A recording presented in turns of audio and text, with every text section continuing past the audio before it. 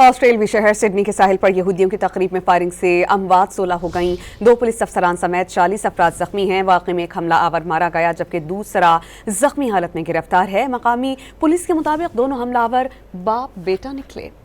Australia کی تاریخ کے ہولناک واقعے کی مزید تفصیلات سامنے آ گئیں۔ سڈنی حکام نے یہودیوں کے تہوار پر حملہ کرنے والے ملزمان کے بارے میں معلومات جاری کر دیں۔ 24 سالہ مشتبہ شخص آسٹریلیا میں پیدا ہوا اور وہ مقامی شہری ہے، جبکہ 50 سالہ والد 1998 میں اسٹوڈنٹ ویزا پر آسٹریلیا آیا اور بعد میں 2001 میں پارٹنر ویزا حاصل کر لیا۔ آسٹریلوی میڈیا کا دعویٰ ہے کہ بیچ پر حملہ کرنے والے ملزمان داعش کے وفادار تھے۔ ایک حملہ آور سے 6 سال قبل داعش سے روابط کے شعبے میں تحقیقات بھی کی گئی تھی۔ آسٹریلوی میڈیا کے مطابق جوائنٹ کاؤنٹر ٹیررزم ٹیم کا خیال ہے کہ نوید اکرم اور ساجد اکرم نے داعش سے وفاداری کا عہد کیا تھا۔ ان کی گاڑی میں داعش کے 2 جھنڈے بھی ملے۔ آسٹریلوی وزیر اعظم اینتھونی البنیز نے ساحل پر فائرنگ کے واقعے کو تکلیف دہ قرار دیا اور کہا کہ آج وہ کابینہ کے اجلاس میں اسلحہ قوانین کو مزید سخت کرنے کی تجویز پیش کریں گے۔ گزشتہ روز سڈنی کے ساحل پر یہودیوں کے تہوار پر اندھا دھند فائرنگ کے واقعے کے خلاف آج ملک بھر میں یوم سوگ منایا جا رہا ہے۔ سرکاری اداروں اور عوامی مقامات پر قومی پرچم سرنگو رہے گا۔